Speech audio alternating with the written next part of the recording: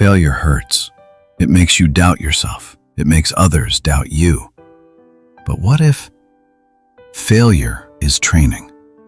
Arjun had a dream. He wanted to clear a competitive exam. First attempt, he failed. "It's okay," he said. Second attempt, failed again.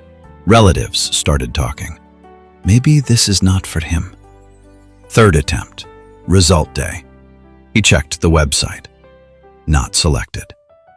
This time, he did not cry. He did not speak. He just sat silently. Doubt entered his mind. Am I capable? That evening, his father entered the room, sat beside him, and said quietly, "Do you know why most people fail?" Arjun shook his head. Because they stop trying. Then his father added, "If you quit now, failure becomes permanent." That sentence changed everything. Arjun realized something. He was studying hard, but not studying smart. He analyzed his mistakes, improved time management, reduced social media, joined mock tests, started exercising daily. Fourth attempt, result day. He checked again. This time, his roll number was there. 3 failures did not define him.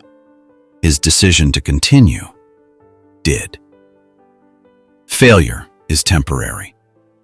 Quitting is permanent. Let's understand some important words. Word 1, persistence, meaning continuing despite difficulty. Sentence, persistence leads to success. Word 2, capable, meaning having the ability to do something. Sentence, he believed he was capable.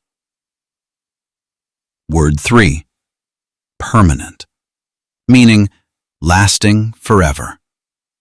Sentence, quitting makes failure permanent. Word 4, analyze, meaning to study carefully. Sentence, he analyzed his mistakes. Repeat after me. Failure is temporary. I am capable of improvement. I learn from my mistakes. I will not quit easily. Consistency creates results. How many times have you failed at something? Comment, "I will try again," and mean it.